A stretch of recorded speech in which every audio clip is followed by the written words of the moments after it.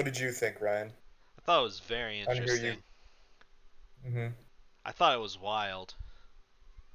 There are a lot of points where like I don't think it was meant to be funny, but I couldn't help but laugh.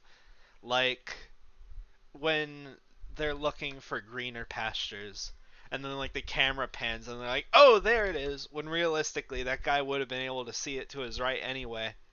Like did the ground like rise out of the ground? And then the point where like the dude gets like boom, shot with like a million arrows and he falls back and they prop him up like a table. I thought that was a little silly. When the dude like gets out of the pool and leans into the storb, storb. I don't know what I'm saying.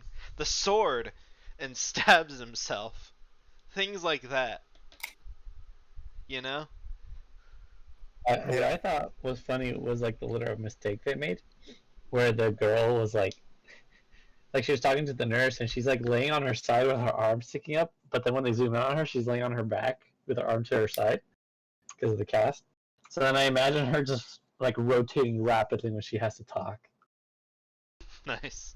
Yeah, just I don't know. It was just the wrong shot, I guess, but it didn't. I didn't think it took too much away. I just found it amusing. But yeah, I really enjoyed the color contrast in this movie. It's crazy. It makes it look really nice. It's It's a really very cool. pretty movie. I wasn't expecting that. Reminded me a lot of like color contrast in like 50s, 60s films. Yeah, like the Technicolor kind of stuff. Yeah, like Technicolor, like probably intentional. Yeah, I would say so. My I was really favorite was confused at the sorry. beginning. Yeah, no, it's all good. You go on. I was just gonna say the Blue City was amazing. I really liked that. Typical Ryan. I love blue. Make it blue. It's Nice. easy to amuse me. That's not a Sonic joke. I just really like the color blue. Yeah, I don't think we've seen as, and not that I can remember, someone could probably fix me on this, but I don't think we've seen as visually spectacular of a movie since Hero, at least in terms of color. I feel like that was the last movie we watched where it had just like a crazy splash of colors. Like, Sure, we have been watching a lot of more muted movies recently, with like The Room, Rock and Roller. I guess Taxi Driver somewhat. I guess it's somewhat muted, but I mean there's still a lot of lights. yeah, that has a lot, but that still has a lot of like neon stuff during the night. Yeah, the vibe. Yeah. Yeah, I don't know. Yeah, the colors are just awesome. It was. This was, I think, a lot directed a lot better than I thought it would be. You know, I wasn't sure what I was expecting going in, but it was better than I thought, for sure. Yeah, especially when you stack it up against the other movie of his that we've seen. Yeah, especially that. What's his other movie? And we watched. Oh shit, what was it? The Immortal. Yeah, and that one wasn't as great as this. But I also took like the acting. I think like whether there or not, like I wasn't. I thought it wasn't the most amazing acting ever, but it worked for how the story was being told. So I thought it all worked really well. It was very, somewhat lighthearted, Well, for these Well, this serious, sort of theme. I feel like the acting in the story sequences was supposed to be cheesy. Yeah, no, that's why. Like I don't know, like all these actors acting chops, like whether like they were like super good actors or not. I don't really know any of them. Lee Pace, Um, I mean, he's but pretty I thought it did really well, yeah, because it's supposed to be told in this way, so it works out like really well. Yeah, I when the movie started and I saw that there was a kid, I got really worried because that's always a red flag whenever you see a movie and a kid is like an integral part of it. It can go either way. And I don't like if we're gonna like judge the performance from just like an objective, like standard acting, all those kind of parameters. It's like, yeah, she didn't give like a professional performance. But I mean, here's the thing: she was 6 years old. Yeah. She did not. I mean, that's how she spoke. There was an actual language barrier, and I'm just looking at some of the production. Her scenes were not scripted at all. So like all of her interactions with Lee Pace were all completely spontaneous. And I was thinking that, I'm like, how the heck did they make her read these lines? Like, they sound so like genuine. Like, I don't know if she really sold being her age, I guess. Yeah. I thought it was funny. I was like, I don't know how to describe that, because it feels like it all makes sense. It feels like she's in the story. It doesn't feel external at all, being a child actor and everything. Yeah, and also really funny, cute idea or cute detail. She actually misread morphine in real life. That wasn't a plot twist, like that she like only grabbed like 3 pills until like, so basically what happened was she accidentally read it that way, and then the director was like, oh wait, like the character misread it, let's change like part of the script to reflect that, like here's the reason why she would get 3 pills. I don't know, I just kind of like the ingenuity of that. I like that they just kind of allowed this. It feels like they just, and also like Lee Pace was confined to a bed for the majority of this film, obviously, as it shows in the movie itself. Mhm. And they did that because they thought it would be more convincing to the girl. 6-year-old girl's not going to really know the difference. She never acted before. She never acted after this. So, yeah, it's like, I don't know. I like that they kind of took some risks and kind of took sort of an ingenious approach to including a child actor to bring a little bit more realism to the performance, as opposed to just like trying to get a child to act. Like, That is pretty cool. It reminds me of how they did World of Tomorrow, with how that was just a recording of like an actual little girl just having a conversation with whoever, and then they worked around it. Yeah, just random snippets of the director's daughter interspliced the story. Yeah. And also the director, this was like a huge passion project. This movie cost $30 million. To compare it to The Room, the director largely funded this. Oh, wow. I would say, tragically, it only made $3 million at the box office. Really? This was a flop and a half. And to me, it's kind of sad that it flopped so hard. For nothing else, I think the movie's worth seeing just for the visuals. I mean, this is like, to me, this is like, at least in terms of like, again, in terms of the visuals, I feel like this is like the magic of movie making. And there is that like element of storytelling and respect and passion for like stunt people at the very end. Like all of those films, those are all real, historical films, and all the stunts are real.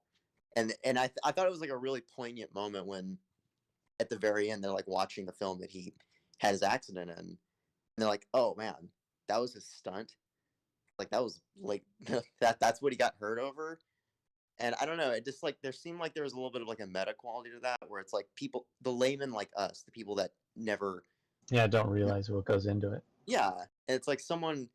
I mean, there's some wild fucking stunts where people nearly die all the time, or people have died, and a lot of the times that they're edited around, and you would never even know. I thought actually one stunt in this movie was when the dude got shot off the horse, like one of the animals, I guess the enemies, and then he falls like on his head. I was like, how the heck did they do that? Crunch. Like, how did they I loved the audio on that. I imagine because it was in armor, it had to just be a dummy. It could have been. I mean, but the way that it was shot off made it look like it was of someone real. I guess they could have just made him move that way, but it just seemed so weird. I was like, what the heck? Like, that really threw me off guard. Yeah. 27 million of those dollars just went towards reshooting that shot until the dummy fell the right way. They just kept throwing real people at it until the dude died correctly. I think a lot of set. If these are real places, that's so fucking cool. But I think a lot of money went to where, like, what's his name? Charles Darwin died. I think like a spoiler, I guess. But like for I guess and whoever's watching it, who was it? Who did you say was watching, Ryan? Actually, I never thought about that. Probably shouldn't be watching these if you haven't seen the movie it's a review. already. I mean, we're doing a review of it. They should know. Okay, whatever. But yeah, when Charles Darwin died, I was like, oh man, like this must have been so hard to shoot because this looks fucking cool. Like how everyone's just moving up the stairs in opposite directions and everything. I don't know, it makes it look like very like kaleidoscopy sort of.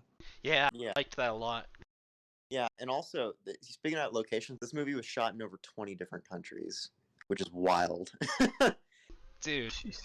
holy moly. Oh, so they actually went on location for most of these places. Yes. Random shots. Yes. Yeah, a lot of those landscape shots, badass, dude. A lot. Yeah, that was the coolest part of this movie is all the different locations. I think the location at the end where the governor died. He was governor, right? Yeah. Yeah. That was Alan. I don't know if you remember, but do you remember like the one place in Game of Thrones where they fought the Sand Snakes? Oh, Do you in remember? Dorne? Yeah, in Dorne. I think that's the same location that Oh, they you shot at. know, that probably is the same location, yeah. With the It looks little, similar. lake pool thingy. Yeah, I think it's somewhere in Spain. But the reason that all those scenes sucked ass in Game of Thrones is because they only had like a week to film there.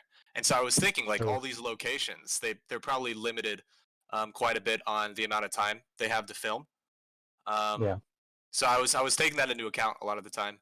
Just all these locations are so cool, and they're doing whatever in them. Like the one scene where all the dudes are running up the stairs. That seems like that place seems like it's kind of like a cultural artifact. So I'm surprised they Yeah. let someone film there. And I felt that way with a lot of these places. Like there's a scene inside a cathedral where the dudes are hanging from the ceiling. Hmm. Just things like that. It's like, wow, they're allowed to film at some of these places. That's pretty sick. But yeah, movie looks sick. Hmm. And I like how, I mean, again, I guess going back to the contrast, that the color, they just really bring out a lot of these places that are already, you know, architecturally beautiful and whatnot. Yeah, all the super saturated colors. Yeah. Oh, yeah, saturation. What about those sick transition shots? The two I Yeah. noticed was the butterfly one to the reef. That one was Mhm. so cool. And then Yeah. of course Yeah. the priest's face. That one was badass. Yeah, that was so cool. That was the priest's face transition was the one I was aware of. That's all I was aware of going into this Yeah, I movie. knew of that one too. I didn't know the butterfly one. I was like, dude, this is pretty Mhm. sick. There was one more. I can't remember. It wasn't as memorable as the other two, but I think there was 3 transitions that were kind of like that. There was a couple. Like there's. Yeah, there's probably a couple. I don't know. Yeah. I mean, even if they weren't direct, you know, Match cuts. match cuts. There you go. That's the term I'm looking for. Even, I mean, just the editing in the movie, I thought was really, Yeah. like, fantastic. Yeah. Yeah, where the editing like stood out to me a lot was where he ate the pills and they're zooming in on him and the woman talking, and then they zoomed out and then zoomed back in. I really enjoyed that scene. You know what I'm talking about? Where Not really. he takes the pills and he says like, oh, I'm gonna die, like where the girl asks her like, oh, they should kiss, and he says no, not yet. No, they don't. Oh, kiss. and then it cuts to really far away. It doesn't Yeah. zoom out. It Yeah, just yeah, well, cuts. yeah, it cuts too far. Well, I mean, it zooms Okay. out away from the same sort of area. So I But- could see, I know it cuts to a different scene, but like to me, it's like a zoom out cut sort of. Yeah. My favorite one of those, where it just, like, cuts back for no other reason than just to take in the scenery, was the one where they're at the banner, where he makes, like, the oath to, like, avenge his brother. And it Oh goes yeah. back, like, 5 times. Uh-huh. Yeah, they It's did. super extreme. Yeah, it's so cool. I enjoyed a lot of the desert scenery too because it reminded me a lot of like Lawrence of Arabia. Oh man, it looks so great. I was thinking that too, yeah. Yeah. Especially the one at the beginning with Alexander the Great Mhm. in the Yeah. desert, and like it's just there's massive dunes, and the dunes are like orange, and it's contrasted against The blue. they're like walking on white sand or a salt flat or Yeah. something like that. And yeah, it's super pretty. I was immediately thinking of Lawrence of Arabia there. Yeah, 'cause I don't think we've seen any movie since Lawrence that has had, like, that extreme of a shot, like, just in terms of scope, where, like, where the characters are practically ants on the screen. I can't recall anything that we've watched. I like how they also like Hero. utilize the slave character. I don't know what his name was. Odabanga. It's the name of a real man that was Odabanga? kept at the Bronx Zoo in the 1910s. Oh shit. Oh yeah. I think he used like real people. Yeah, but Autobanga. I liked how they utilized like his natural skin to make it looked really like beautiful. Also, like with all everyone's like costumes. Yeah, even though like it was just so simple, like I really liked the costume design and their choice to bring out those colors essentially, or compared with everything else. I thought it was really cool. I mean, again, just the colors and the choice of what to do with his character. I Thought it was creative with sort of minimalistic. what I love about their costumes is how much they look like a random like D&D party. Oh yeah, I want to make that comparison too. I love It how feels like like a D&D campaign. yeah, How much they're making stuff up. and then like the mystic shows up and I was like, someone new joined their group. And then Yeah. when like it stops being about like finding that governor or whatever, and the dude like falls in love. That reminds me of like a bard who like falls in love and like they just go on a crazy side quest about that. Yeah, it's a bad guy. Yeah. Oh, I love. Xenoblade when you're playing. I love the another bit that like made me laugh. It probably wasn't meant to be all that funny. Was when he's about to shoot her. And he's like, "I'm glad I never kissed you." That's so dumb. No, I think it was supposed to be silly. Yeah, I do think a lot of it's supposed to be silly. Yeah. Yeah, Right. for the little girl, probably. Yeah. Right. She's the one who's envisioning all of it. He's This just is telling true. her. And I Right. love the way they blend that. Like Yeah. when the I characters say think- things that are said in real life, or she interrupts, or when she's like, "Why is he talking like that?" And he's like, "Cause," and she's like, "No," and then he changes his voice for that character. Like that's great. Like, I had to deal with a bunch of small children somewhat recently, and I would have to say that I would think that all the silliness is very much intentional and supposed to depict the equal silliness of real life when a small child tells a story or how a small child envisions a story. Yeah. Just like the innocence of that Mhm. time of all Right. those Right. really That. wild, vivid imaginations. Also, this is a minor thing, but it tickled me in a certain way. This movie plays Beethoven's Symphony No. 7, Movement 2. Oh yeah, at the start. One of my favorite things ever. Oh. Nice. Yeah, the opening was sick too. It was Yeah, I was really confused with the opening because it said like Spike something. Spike. Spike Jones. Yeah. Yeah, Spike Jones. I was like, what the heck? Like, wait, is that the right movie? Yeah, Yeah. dudes, remember how I was like, I don't have any opinion. My opinion of this movie hasn't been colored yet. I have no clue what I'm going into. And then the first thing you see is produced by Spike Jones. It's Jones, not Johnsy. I think we talked Jones. about that before. It's- And David Fincher. Yeah. And then I'm Yeah. like, oh, now my opinion has been colored. I was expecting to go into this as like, oh, it's a super obscure Kino, dude. No one's ever heard Well, of to be fair, Wait, was it actually produced by them, or was that like the movie that they were making in there? here's the thing: they did not produce it; they presented it for its theatrical run. Oh, I see. So, yeah, Tarsum Singh, I think is his name. Yeah, I'm looking at the crew. Yeah, the producers Tarsum Singh, Tommy Turtle. It's none of those like that were in the movie Yeah, because I actually think produced it. this movie was it was a festival darling of 2006, and it didn't get a theatrical release until 2008, and that's when they slapped Spike Jones and David Fincher's name on it. Probably because they figured that would get more tickets to sell. Unfortunately, it didn't seem to work.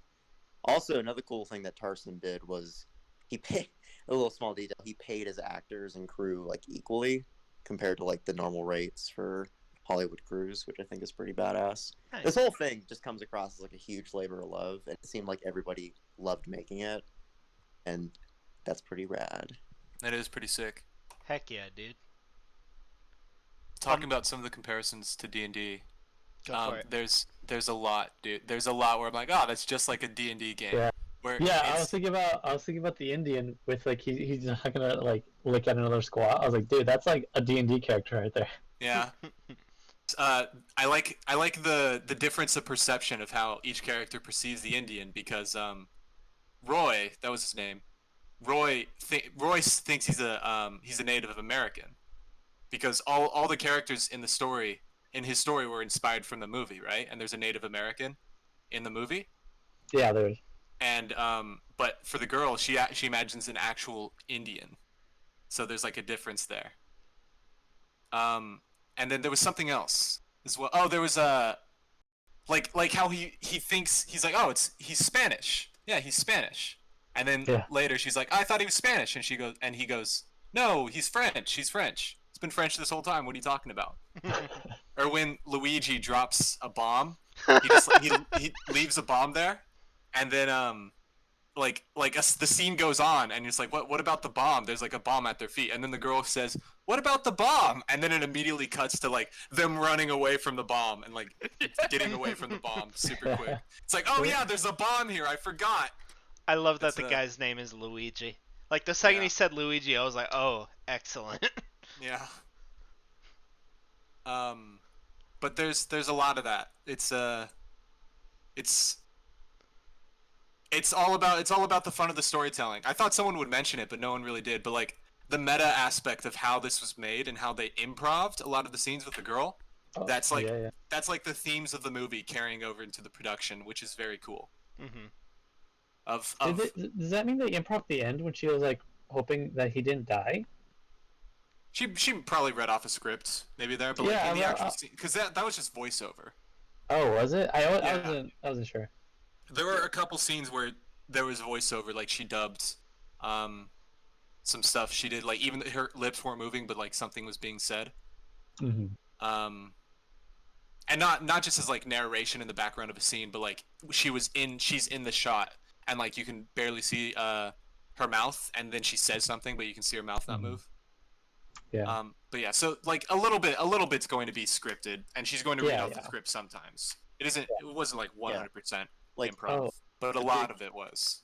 yeah, like the big dramatic beats obviously have to be Yeah. scripted. But like just like the little interactions between her and Lee Pace. I think most of the time, like they shot her and Lee Pace like through the actual curtain of that they were behind. They just had like little holes cut out to shoot through, so they didn't like disturb the atmosphere. So like, because even a film set's a very busy thing. There's people everywhere.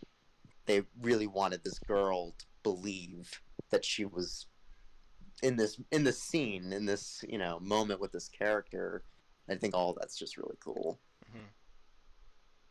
I was talking to Alan beforehand. So I watched a movie with Troy, about 8 months ago called The Adventures of Baron Munchausen. It's a Terry Gilliam film. We've had some experiences with Terry Gilliam, to say the least. Most of all, Dylan has, with the incredible Time Bandits ending, of course, but also Brazil. And I gotta say, there's a lot of like similarities to that movie. That's a movie from the '80s, I believe. That movie's all about adventure and storytelling and all of that. But to me, the big difference is, well, one, that movie's not as visually spectacular as this. Two, that movie is annoying as fuck. Like, if you thought Brazil was annoying, and I haven't seen Time Bandits, but I don't know. If you thought like any of those other movies of his you've seen are annoying, just watch Baron Munchausen. I think it's grating. Yeah. It's got really awkward sexuality at points. Like Robin Williams is he's in there for no reason, and he's doing a lot of weird sexuals. It's a very strange movie. It's like a 2 out of 10. I think that's what I gave it. Nice. And it was over 2 hours as well. It was just insufferable. And Troy, I actually talked to him earlier about this movie because he's seen this and he really likes it. And he made that comparison. I was like, oh fuck.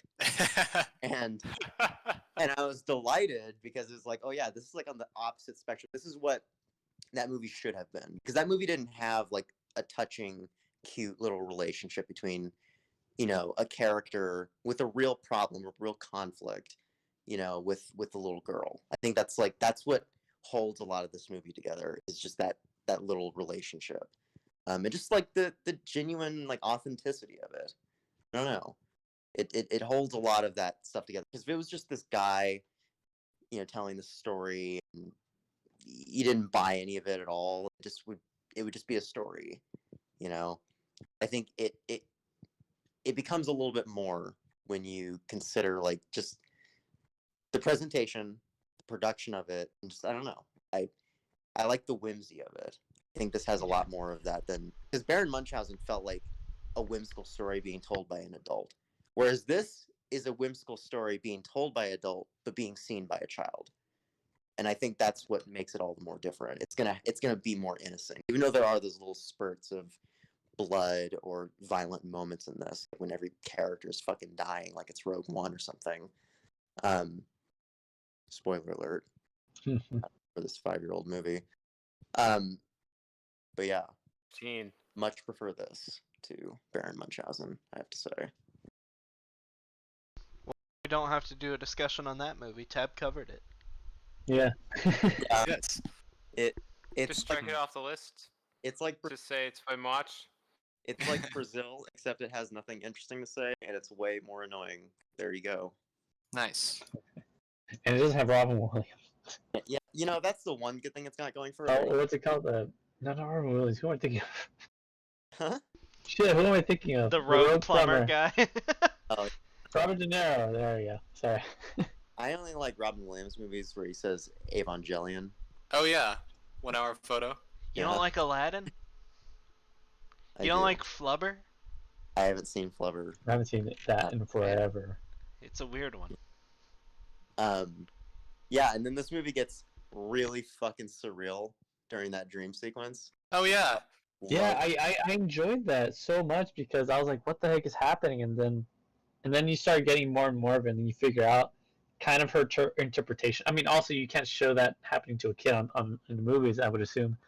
But I like the childlike interpretation of everything that's happening to her, and the callbacks to like how she uses her papers, how she just always cuts, makes them like snowflakes or whatever, and she writes in them like throughout the whole movie. Anyone that has like something written down in a paper like that, I think it's so cool. Also, here's another thing. This movie's rated R. I think that's a huge reason why it didn't make its money, because the target audience can fucking see it. You know what I mean? It's like, yeah, there's little bits of violence here and there, and there's implied sexuality, but I think just about any kid could watch this. I don't think it's ever inappropriate. The characters don't really swear a lot. The violence is minimal. I don't know. I think this would be a fine gateway movie for kids that are really interested in like storytelling and fantasy and stuff like that. The only Also point where interesting there enough was for like the parents to also enjoy it. Yeah. the only point where there was like sexuality that I can think of is like after like the little girl goes to bed, but she gets back up, and like the nun and the priest, and like that can barely be heard. Like I was like, wait, do I hear something? And I turn up the volume and I'm like, oh, they getting it. So I don't think a kid would even pick up on that because it's like just breathing. I don't even know what you're talking about. So There you go. Dylan didn't pick up on it. Yeah. You didn't when did this pick up happen? It's when the girl was getting the pills, like before she like fell down and broke her leg or whatever, or she overheard like the nurse having sex with like a patient or something or someone else. A priest, Oh, I yeah. think. Yeah. I didn't notice that. It's not the priest. It's the Yeah. Oh. I was cheating. I used subtitles because my hearing ain't so good. So You have I a didn't hearing catch aid? that. I also use I don't have a subtitles, so it hearing makes aid. it a lot easier. It made a lot of the little lines that the girl was saying, because sometimes like she would mumble, so it made it a lot easier to understand what she was saying as well. Yeah, I use subtitles Yeah, too. Couldn't understand. I'm really glad I grabbed subtitles for this one in particular because it had a lot of quiet dialogue. I was actually going to make a joke, how I needed to use subtitles because it was produced by David Fincher, but now I can't make that joke anymore. Nice. I'm sorry. What an idiot. I'll just. I want to make an old man joke, but I don't know how to make one. Let's all just point and laugh at the old Oh. man. I didn't. Other than the first song, I didn't notice too much more music. Like nothing too standoutish. I don't know if any of you guys were focusing more on it. I didn't really focus enough on it, I think. It was fine, like fantasy, whimsy music. It wasn't anything egregious. It was fine for the movie. Yeah. Not anything I would go out of my way to listen to. This isn't download worthy. I assumed it was intentionally generic. Yeah, I guess this would be what a girl, like a little kid, would imagine. You know. Also, love this is. I mean, a small detail, but there's a lot of small details all through this. I love the small detail of the woman playing the violin at the end with the film. Oh yeah. Just because that's how films were presented back then. There were no soundtracks at all. Yeah, back in Mhm. 2006. Yeah, exactly. Yeah. Do you think she was just freestyling, or do you think she was like? I mean, that's what they did. I mean, she's playing the Wagner piece, the Ride of the Valkyries, but Yeah, but I mean, she's changing the pace up and stuff. Or I guess I don't know. Maybe they're just telling her to repeat it. I don't know. I don't know how movies are made. because I know like pianists back then, they would just like, because they'd play for however many movies and however many short movies in a row. They'd just play whatever. I think. I mean, there might be like maybe some directors would have like certain scores that they provide the accompanist with, but otherwise it was kind of just like an improv freeform thing. A chance to show off their stuff they're working on.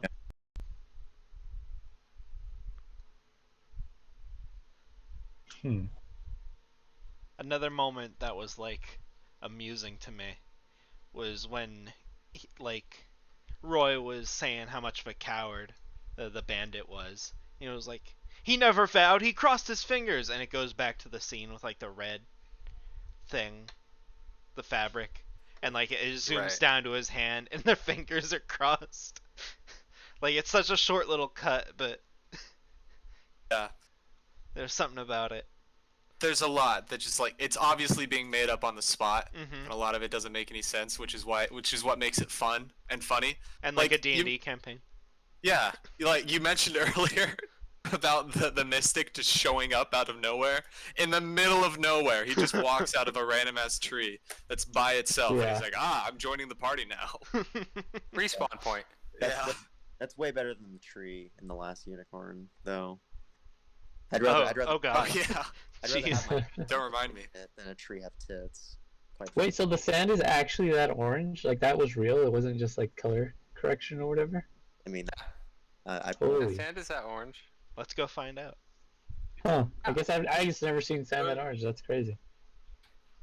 You need to gather a Yeah. group of 5 people and go to Egypt to fight your lost nemesis. And we got to find a mystic in a tree though Yeah. before we actually do it though. Oh yeah, they're just You casually gotta bring a at, dog. they're just casually at the bottom of the Great Pyramid of Giza for like half a second, and then it cuts away. Aren't they? They're like riding horses by it. Oh, I think so. Yeah. in this list here. Oh, well, it was cool. I like the scene where the Indian's wife or whatever, squaw, whatever, like she was in the maze and then she killed herself. I thought that like her going around and moving in these different locations was so like it was so nice. I like the little montage. It was awesome. Hmm. I like how when Man, the I don't know, just a lot of cool shots, a lot of cool editing. I like how when the bandit is wearing like that blue thing on top of like his usual outfit with the black and gold, he kind of looks like Virgil from Devil May Cry. I knew you would be the only one to laugh at that. Were you thinking it too? No, because Virgil is just funny to mention. Yeah. He gets me motivated, dude. Yeah, they even filmed at the fucking Taj Mahal. Wait, that was We're actually only like real? a short shot. Yeah. Yeah. Like that didn't seem real. I thought like, oh, that's a matte painting. That has to be. Yeah. I didn't know that was real. If you want to see matte paintings, you gotta watch something like Ten Commandments. That's all matte paintings. If you want to see a Mott painting, then just bring me a canvas.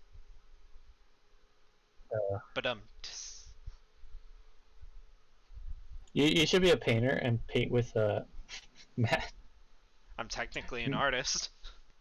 Yeah, you should make matte paintings and call them matte paintings or mats.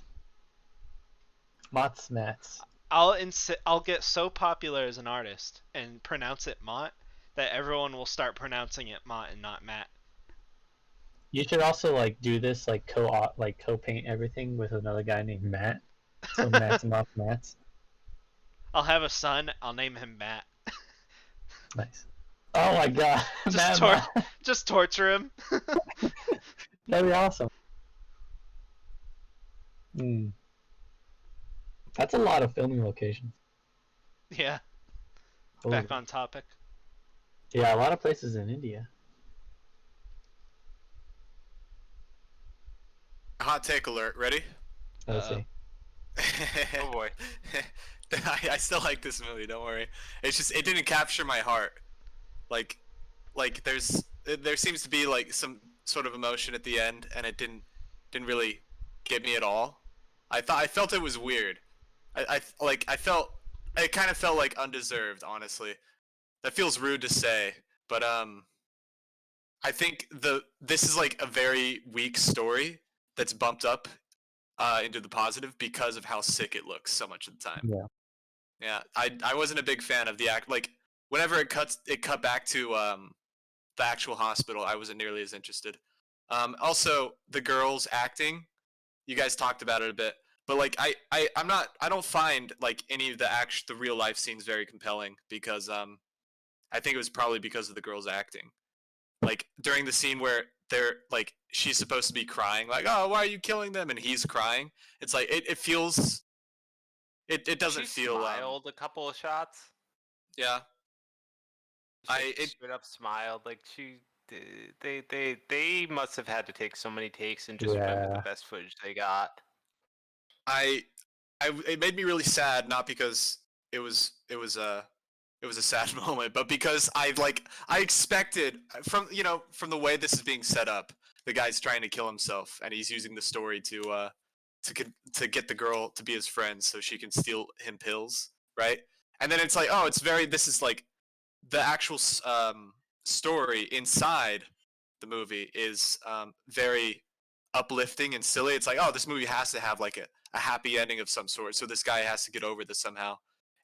The way he gets over it just didn't feel very like it wasn't very compelling for me. Yeah, it felt very like 180 of him, but Yeah, he's just suddenly like, yeah, I promise, and that's it. Here's my hand. Yeah. See, I'm not crossing my fingers. yeah. But for me, Who said first, that he survives at the end? Like, he watches the film. When I okay, when I was watching at the ending, what I thought I saw was he that his stunt wasn't in the final cut. No, That's what I got from that. no, his stunt was in the final cut. They just like it was such a small moment, like it barely mattered. Yeah, his accident Okay. wasn't in the movie. yeah, and then also because no one really had a reaction, he was just like, "That's it. That's what he wanted to kill himself over." And I feel like I thought that was a turning point that like he thought his career was over for something. Wait, And why turns would he out- want to kill himself over a failed stunt? He No, wanted to like, kill himself he- over his yeah. girlfriend. He explained it in his story because of his girlfriend, and he didn't want to be half a man. Like, because I think the Luigi was also part of He can't him. walk anymore. And Yeah, he can't because walk lost anymore, his yeah. Girlfriend.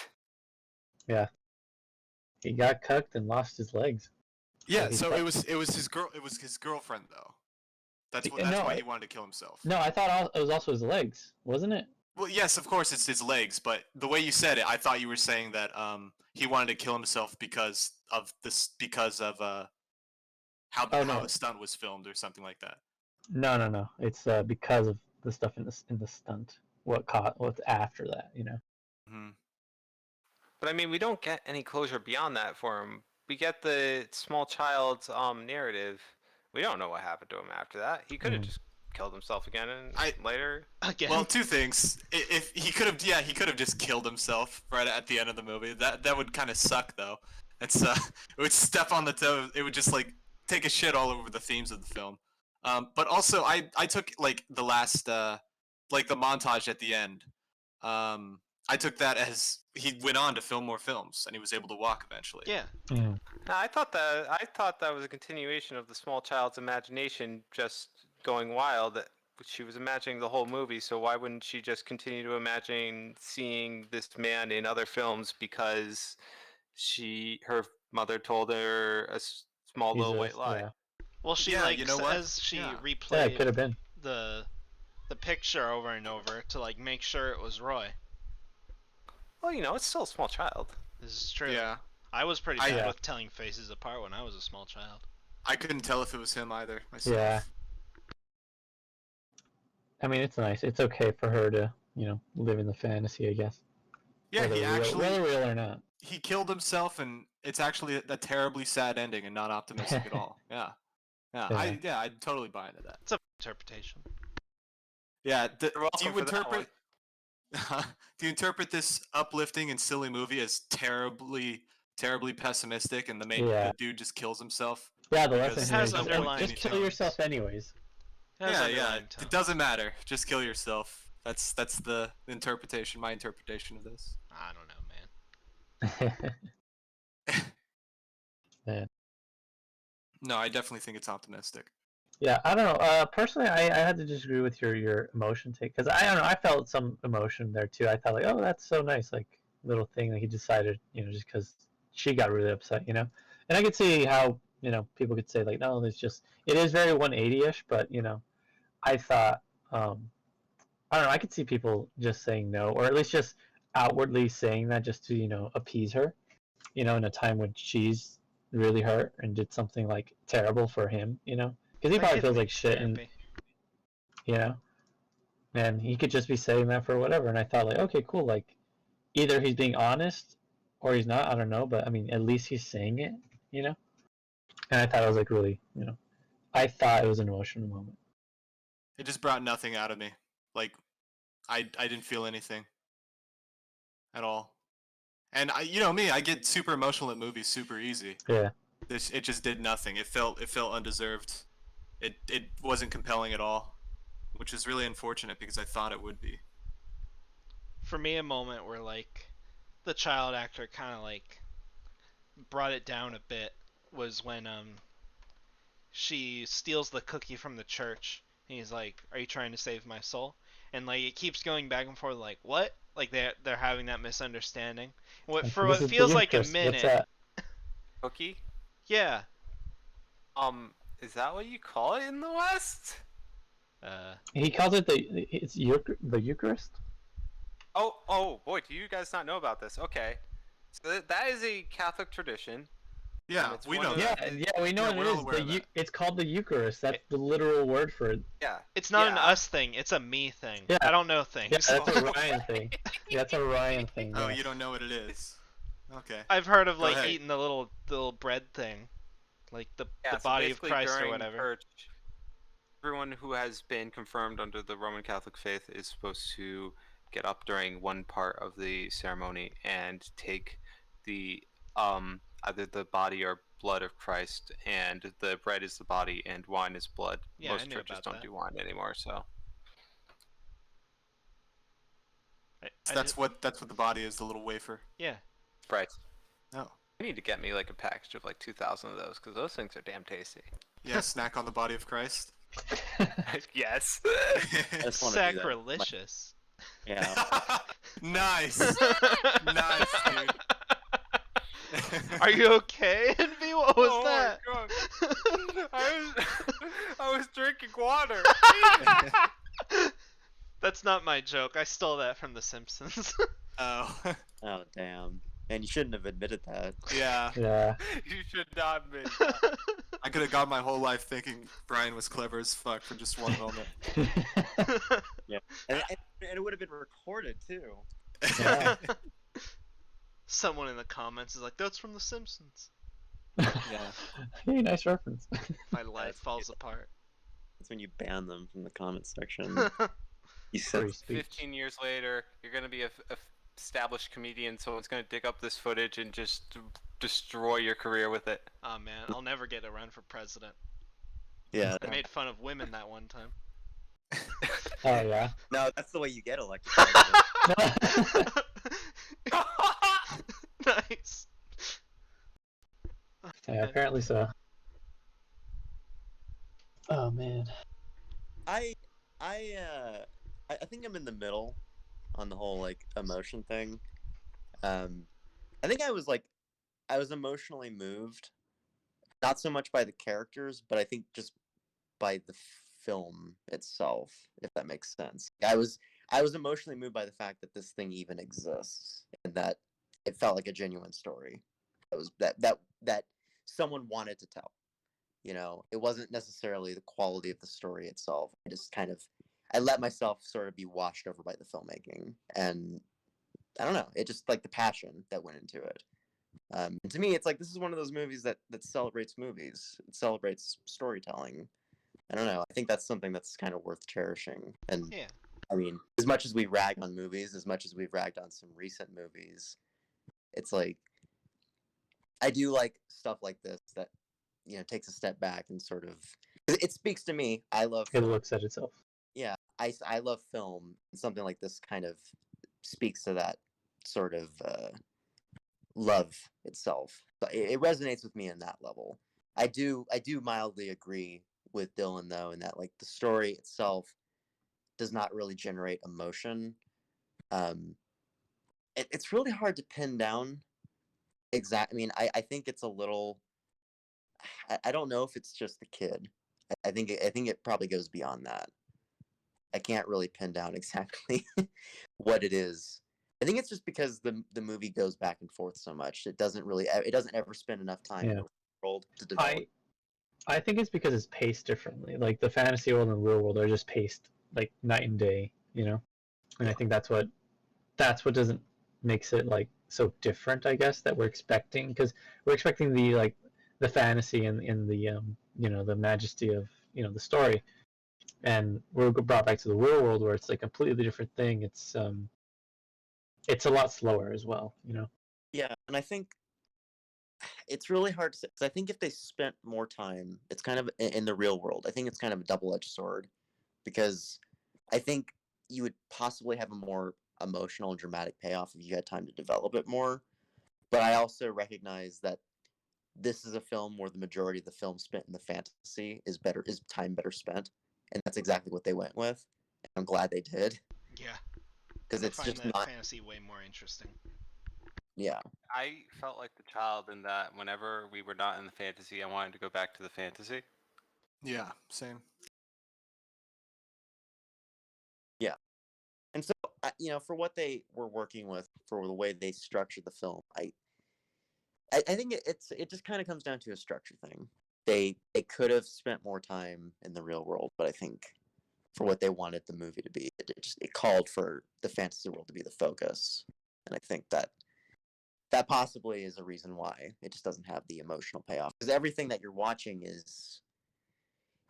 You could make the argument that the fantasy is like an extension of the characters and their drama, but like never mind. Yeah, the movie it reminds me a lot of a Thousand and One Nights or something. Is that the book?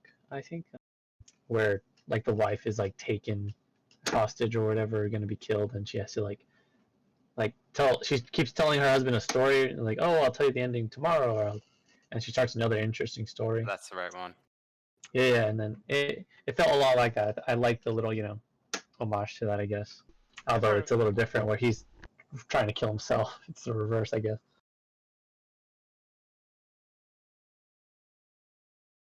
Tab says Troy thinks it's a great time to fucking take a call on the room. Stop. End quote. In the room. By Tommy Wiseau. Oh, I hope. Can he hear us? Yeah, you can. No, Troy. If he finds this video, he can. Yeah. Oh. That's a fool's gambit. I don't know the meaning of the word. I don't know. I guess if you wanna, I don't know if you can move locations tab, or maybe ask him, hey, I'm finishing up a call here or something. I don't know. I'm thinking of similar movies that have a character contemplating suicide that made me way more emotional, like Magnolia, for instance. I'm thinking of ending things. Have you seen that one? No, yeah, I've seen that. I'm thinking of ending things. That's not about killing himself. That's about ending the relationship. Oh. Yeah. This whole time I thought it was about killing themselves. Yeah. What? That's why I make that joke. Like when something nutty happens at work and I'm like, I'm thinking of ending things. Yeah. It's just saying that doesn't do the movie justice, but that's the general idea. Okay. Wow. Also, the big one, the big boy. The big boy is a silent voice. Oh yeah. Oh, That's the big boy that deals with that's true. themes like that. That was a movie. Huh? That was a movie. Yeah, you didn't like it?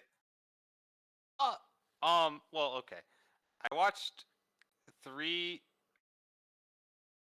heartbreak anime films about relationships in a row. Silent Voice, Your Name, and I Want to Eat Your Pancreas. And they were all like 9 out of 10 plus. Like I can't decide which one they were all. We still can't decide to this day like which one I like the most. But you did like them. Yeah. Yeah, no, they were all between like 9 out of 10 to 10 out of 10. I just can't decide where the heck it would even go. That's fair. Birdman. Oh yeah, or Birdman too. I personally like how Magnolia dealt with all that a lot better than either of these 2 movies as well. Magnolia makes me feel all the emotions. All of the emotions. Yeah, and the dramatic payoff is legendary. Yeah. No, I won't say. I was gonna use it. I was gonna use an adjective. It would have totally given it away. Why won't you say, dude? Got a frog in your throat? Wait, didn't we all watch the movie, or is NVD? Demi hasn't seen it, huh? Yeah, that's Andrew true. hasn't seen it. I'm What movie? Magnolia. Oh yeah, no, I haven't seen it. Not Steel Magnolias, to be clear. Magnolia.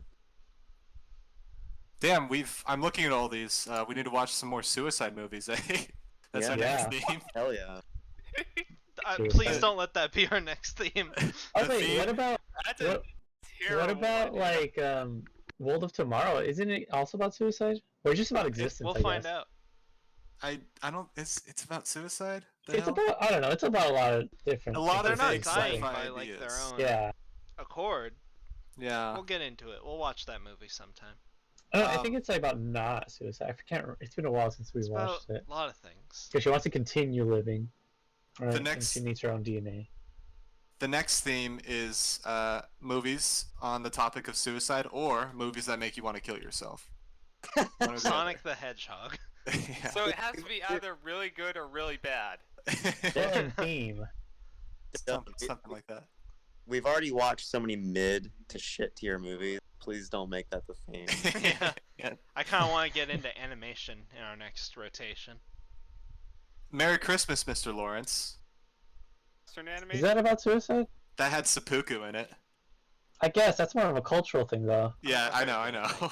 It's cheating. God, That's it. Yeah, that's all I can think of. yeah, I don't know. You were never really here. Oh yeah.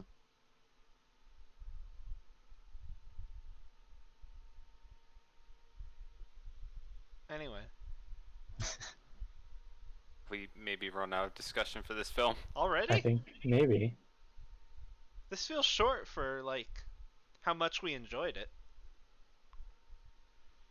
I guess we're all like somewhat like-minded, and just say the same thing. Just be a little bit. I mean, it's kind of like the comedy argument where it's like we can pick out certain scenes and certain jokes to talk about that we really liked, but it's like this whole movie looks great, Mhm. It's like we'd be coming through the whole thing to like say, oh, this shot looks Mhm. great, that looks great, or this transition I- was cool. Yeah, I enjoyed the length of the movie too. It didn't feel very long at all. I kept wanting to see more of the fantasy, but it didn't drag on at all. I thought it was a good length.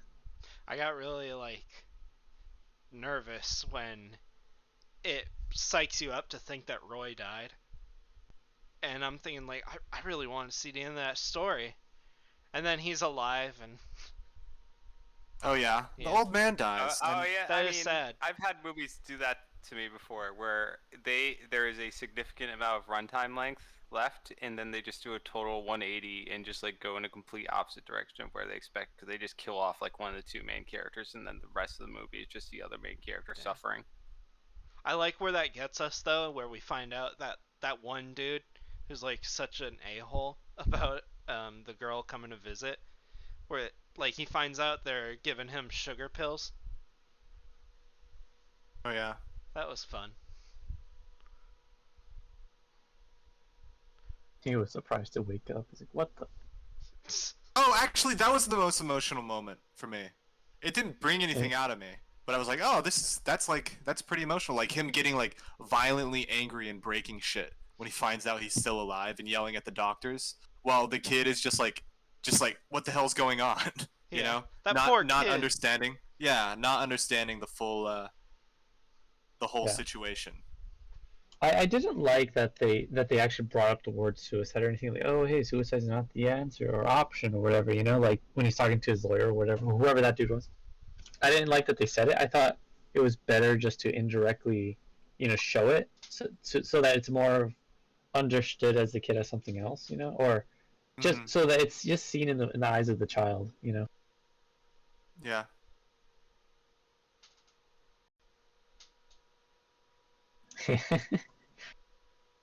The bridge. Oh yeah. Suicide is badass. Hmm? Look in voice chat, right? Yeah. Show him Always Sunny. Danny DeVito. You're timeless. Yeah. You should add that to the video. Like, GIF. Running the entire time. Could I actually? It's evocative of this movie. It's not that hard. I don't know how to use OBS all that well very much. I'm gonna be honest with you. Like these videos don't get edited at all. Oh. And I should learn some It's- things, make these a better product. Well, download the image. C++ What was the GIF, I think? unsourced, and then add Oh. image. Oh yeah, you're right. I can do that. thank you, audience, for listening to this step-by-step process. It's worth it. GIF. Doing it real time. Yeah. How do I wanna make an Evangelion comparison to this movie, but I can't because Envy hasn't seen it. Never will, so you can just do it. What do you mean you never will? Hey, Never here, will. here, Envy, just deafen yourself for like 10 seconds. Yeah. Or here, I'll move you out of this call for just a little bit, and then I'll move you back in. Oh, pulling you. There we go. There All you right, go. ready for this? Ready for this? It's What's up? the reverse Evangelion. He uses escapism to get away from his sad feelings. And then it even has, this movie's in live action, right? It even has an like one short scene of animation at the end. It's the reverse Evangelion. Oh my And god. the end of the film doesn't say, "Hey, escapism isn't the answer." It says, "Hey, escapism is the answer." Anyways, that's my end of Evangelion comparison. What do you guys think? Yeah, I like it. Yeah. I was gonna, I guess, while you bring him back, I wanted to say kind of along the lines of what Alan was talking about. I think like the pacing of the movie was really great as well, because I think going back to like how so much of the film is in the fantasy, it never really like finds time to slow down, and I think that that's also part of the reason why it doesn't really land the big dramatic beats, because the movie never really slows down enough to do that.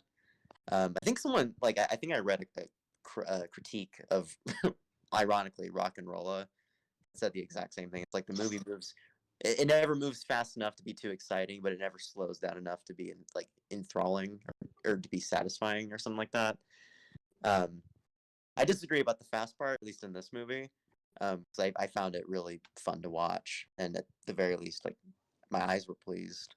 It's a very satisfying film to just take in, just savor the locations. Mm-hmm. It's not common. It's not as common anymore to shoot on location. I imagine this has to be like one of the last big movies to like use this many locations to this kind of effect. I can't think of any like prominent ones over the last. I mean like Lord of the Rings. I mean that was before this, but that was all in New Zealand, pretty much. Not to discredit New Zealand. New Zealand is a very, very beautiful country, but you know, it's a movie that, it's kind of along the same lines of what I've said about like Do You Remember Love or more recently Metropolis. They're gorgeous movies that I don't really care too much about when it comes to story. I think the story in this is way simpler than those, though. And I think, as such, I think the drama is able to find its place a little bit more easily. And I think I felt a little bit more during this as well than I did in those films. I mean, huge difference. This is live action, of course, not animated, but just kind of what I was thinking about as I was watching it. Kind of like it had echoes of that kind of feeling. Where I'm just really like loving the hell out of the filmmaking and just how the movie is presented, but nothing else is really landed. Dan Gilroy, the guy who wrote Nightcrawler, is a co-writer on this, by the way. Wanted to throw that out there. Oh shit. It's pretty interesting. Man, if we had Connection Month or day, week Yeah. theme. Connection rotation, which is fun to say. Yeah. Also, I got that Danny DeVito gif in there. Nice. It flew around Nice. for a bit. Nice. I can bring it back too. Nice. Watch this. Watch this. You have to watch the video now. Up there it is. It's sliding around. It's covering up Dylan and me. Alright, it's Uh, gone. Epic. I think we might have given the child too many toys. Maybe. It's your fault. Does another movie do this, like with the pacing of a story within a story? I don't Yes. know too Yeah. many. I don't know a Princess lot of Bride. movies. I know there's I did there get are more Princess movies that do Bride this. vibes. The Princess. Oh yeah, Princess Bride. Yeah, that's true. We need to watch that. Geneva needs to pick that already. If she wants a I've never movie seen that's gonna... Princess. No, I've seen it. I've seen it. It's great. It's great. But Geneva needs to pick it already. To each their own. Yeah. It's Yep. fine. It's funny. I do think parts of it are funny, but I think it's a little overblown, personally. And this is like I've seen some comparisons between this movie and that, just because like the whole narrative hinges upon like an adult telling a story to a child, like a really curious child, and that it's literally just a framework in that movie. It's nothing more than that. Yeah. Just a framework. That's why I think this gets a little bit more points than something like that, because it makes an attempt to integrate the two in a meaningful way. Whereas that, it's just like, oh, I'm going to tell you this story. Have you ever heard the story of blah, blah, blah, blah, Princess Buttercup? And it's like, no, it's fine. It's a fun little movie, but it's nothing really special, I don't think. You just can't let Geneva have anything. Nope. I mean, I still said I like it, for the record. You hate it. You hate it so much. Yeah, I gave it less than an 8, so by Hernandez standards, I fucking hate it. Yeah. Video game rating scale. The IGN rating scale. Is there another movie though, like other than Princess Bride? I guess. I don't know. The Never-Ending I Story. can't think of is any on the top of one, my right? head. Never-ending story. Yeah. Oh, I I don't conflate remember. those two movies. Princess Bride and Uh, Never-Ending Story. that- You know what? I just remember Neverending Story has that big dragon thing, Yeah. right? He's very Yeah. fluffy. Yeah. That's the only thing I remember. I think it's like burned into my memory. I remember like we had a copy of it as a kid. It might have been the original or like maybe there's a sequel and that's what we had. I don't know. I never really like paid attention and watched it. I just remember being a kid and thinking like, why, who would want this? Like, you'd never stop watching it. It's the story that never ends. How does it end? I was a Yeah. kid. I don't know if you guys knew that. Yeah. Nice. Still, what do you mean? The never-ending story has a traumatizing horse scene for every child. Oh yeah, that's true. Oh, I know what you're talking about. Yeah. Any child that watches that, they're traumatized. That's probably like their first introduction to death ever in anything, and they're like, "Why?" Like they're just like sobbing the entire time. And then they They're go like play Dylan. Shadow of the Colossus. And They're like Dylan when you watch Grave of the Fireflies. I was about to say that. That was my introduction to death. Just terribly sad. tragic movie. That's This is why you're a wounded individual, Dylan. yeah. That's why he resonates with Hideaki Anno so much. Woman experience. Alan, you asked earlier, what movies have like a story within within the story. Yeah, I just kind of wanted a better frame of reference, I guess, because I've seen Princess Bride, but I don't know if I don't remember Neverending Story. Here's a little something. Liz and the Bluebird. Oh, we gotta pick it. Spoiler. Yeah, it's not really a spoiler. It is the. It's That not a ruined the spoiler. entire ending. Yeah. Oh, what about Inception? I guess. What? That's No. a dream within a dream. That's not a story within a story. Their dreams are constructed though, so they're stories, quote unquote. You know. I feel like I've seen more. I just, for some reason, I cannot remember. I can think of 2 examples, but I'm not gonna say them Why? because Why? Do it. Why are you Are giving? they Sonic references? they are. Oh, Okay, yeah, don't say yeah. them. All right. Thank you. You're welcome. Ghost in the Shell Innocence. The Bato story and Oh, dude, when he goes Divine into the Comedy. yeah. When he I goes into I the still house. don't have a basis for that. I just make the comparison because that's what I read somewhere. Should we drop ratings? Hold up, I'm trying to think of more. I'm looking through my movies right now. Shinro the Wolf Brigade. I have not seen it. Yeah, no. Oh, you know. Yeah, I'm aware you haven't seen it. Pink Oh. Floyd, The Wall. Yeah, Yeah. nice. The Wall.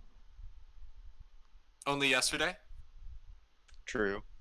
Oh. kind of. It's not a fictional story in the context of the movie. Isn't a Total Recall a remake? Story within a story. I have no idea.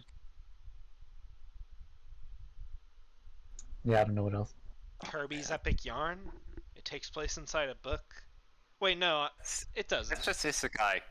That's inside a sock. Never mind. Is it a sock? I remember that game having like it a was a storybook sock. theme.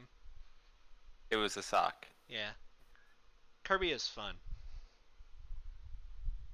I could have just said Paper Mario. That is definitely a book. Let's drop ratings. Yeah. Oh no, he's talking about video games. Cut it off. Cut it off. Exactly. We ready to drop ratings? Everyone prepared? Yeah, I'm good. Who's first?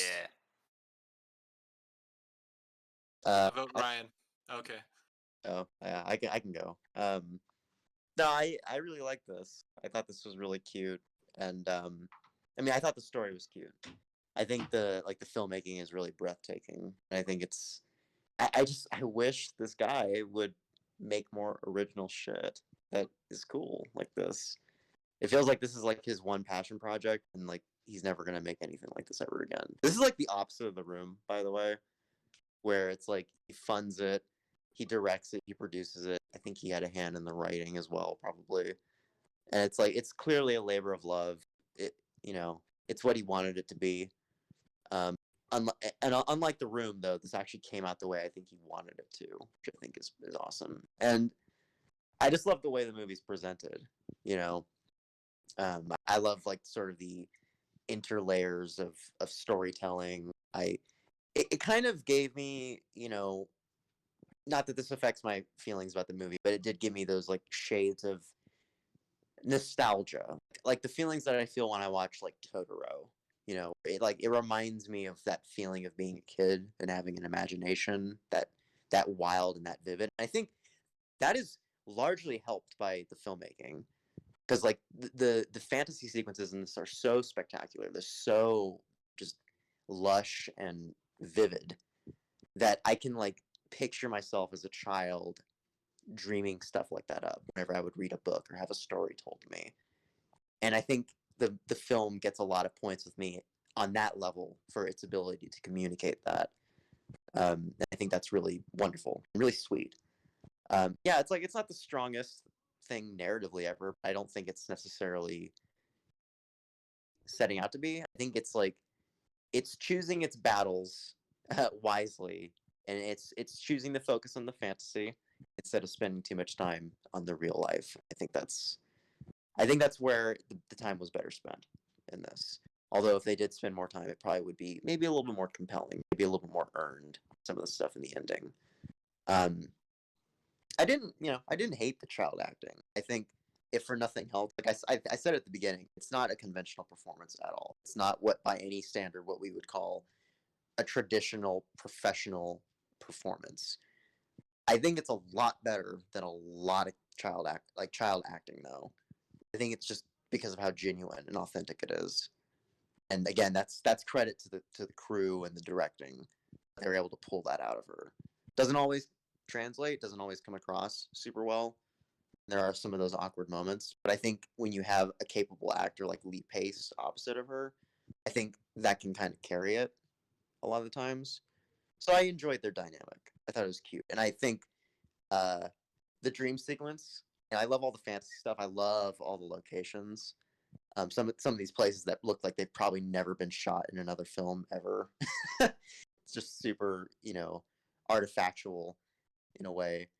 Um, my favorite sequence, of course, is the dream sequence. That was just super awesome. Wonderful editing all throughout. Um, nice use of Beethoven. The opening of this, I'm gonna mention it. It's a funny little thing. It was like the G-rated version of Antichrist opening. Yeah, nice. Classical music over black Perfect. and white, slow mo. Um, thankfully, this didn't take a turn like that did.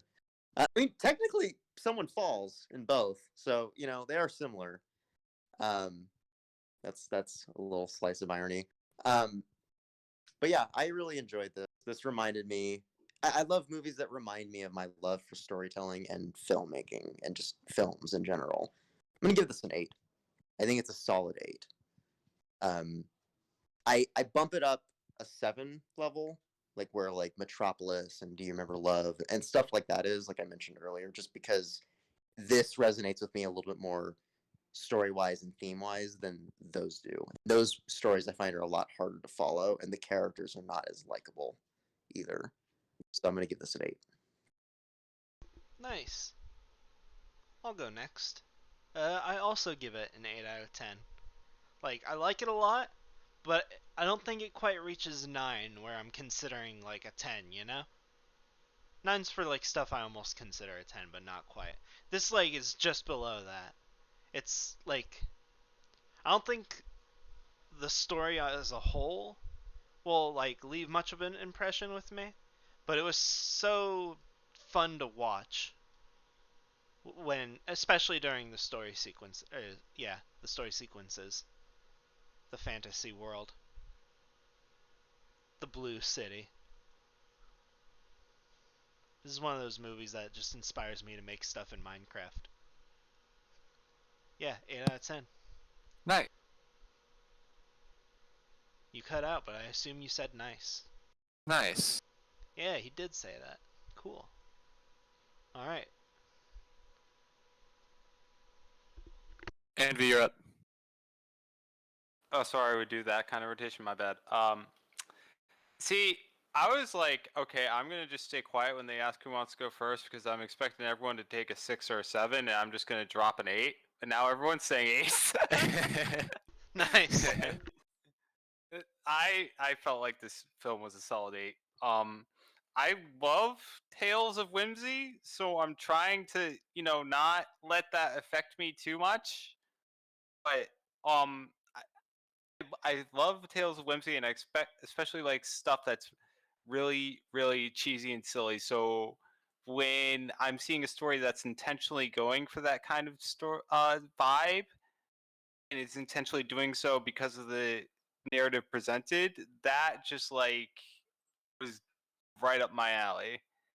Like, okay, it's for a child. Of course, it's going to be silly. It's a child imagining it. Of course, it's going to have an extremely ridiculous Italian stereotype named Luigi throwing dynamite.